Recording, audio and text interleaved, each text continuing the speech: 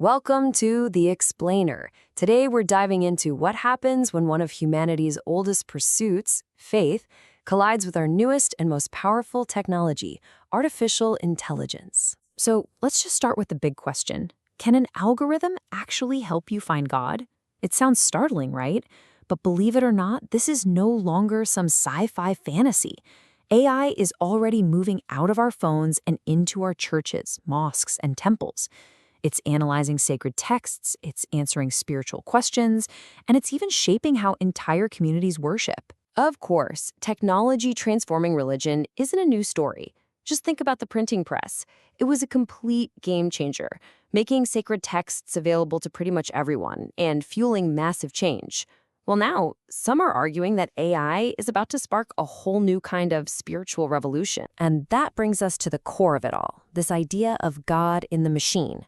So let's really explore the dawn of this digital faith, and we'll start with the promise. So first up, let's look at the promise of AI and why its supporters see a whole new digital mission field opening up. The applications are just exploding. You've got seminaries using AI to whip up personalized study plans. Software like Logos is using it to help students dig deeper into scripture than ever before.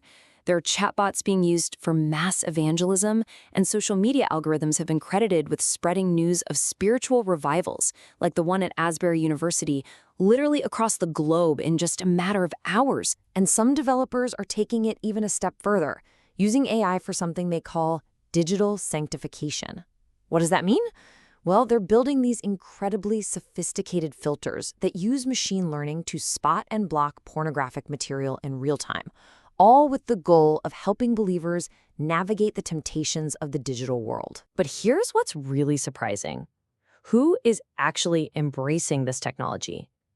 A 2020 study of Orthodox Christians found something fascinating. While the regular churchgoers were pretty hesitant, it was actually the clergy and the unchurched folks, especially young people, who were most supportive of using AI in religious life. They see it as a key tool for education and outreach. Okay, but for every promise, there's always a peril. And a lot of religious leaders, scholars, and everyday believers are hitting the brakes, asking some really profound ethical and theological questions about what role a machine should play in our spiritual lives. There's this deep, deep fear that leaning too heavily on AI could strip faith of its mystery, of its sanctity. I mean, this teacher from Lesotho really hits the nail on the head. The big worry is that technology could turn a sacred text, something people believe to be holy, into just another academic book, just another data set to be analyzed. And these concerns, they cover everything from the really practical to the truly profound. On the ethical side, you've got huge worries about bias being coded right into the algorithms, and of course, the privacy of our deeply personal, spiritual data. But the theological questions, they cut even deeper. Can a machine that has no soul, no life experience offer authentic guidance? And what happens to that vital human connection that's at the heart of so many faiths? So you've got this incredible tension between promise and peril. How are people actually reacting on the ground? Well, the data paints a really fascinating and pretty complex picture of who's ready to log on and who isn't. The data shows a really clear generational gap. A 2021 study in Vietnam, which looked at both Christians and non-Christians, found that while most people were pretty open to using AI in religious education, it was really only Gen Z who felt fully prepared to make the leap.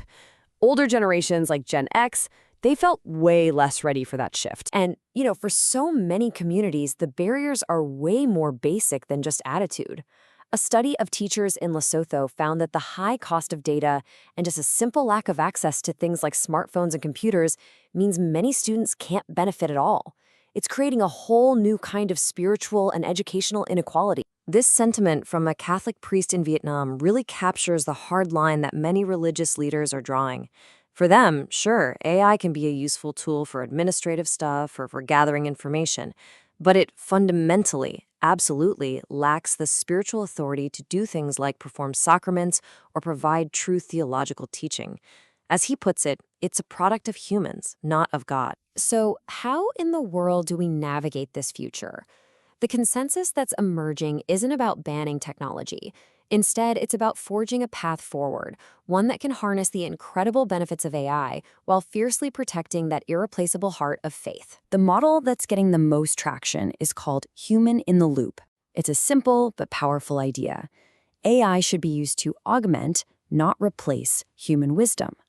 The machine can provide the data, it can spot patterns, it can make suggestions, but the final, crucial acts of interpretation, of discernment, of spiritual guidance, those have to stay in human hands. Building right on that idea, researcher Michael Hannigan proposes 5 key values to guide us.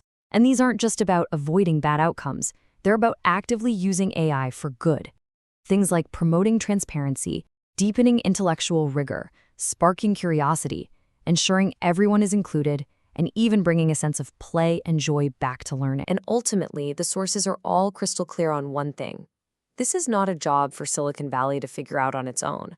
The real responsibility falls to religious leaders, to scholars, and to the communities themselves to get their hands dirty with this technology, to provide guidance, and to set the ethical guardrails that make sure AI actually serves their values and traditions. Which leaves us with a final, critical question for all of us. The challenge here isn't stopping technology. I mean, that's impossible. The real challenge is to shape it with wisdom, with compassion, and with foresight, to build a future where our most powerful tools amplify our deepest humanity instead of diminishing it.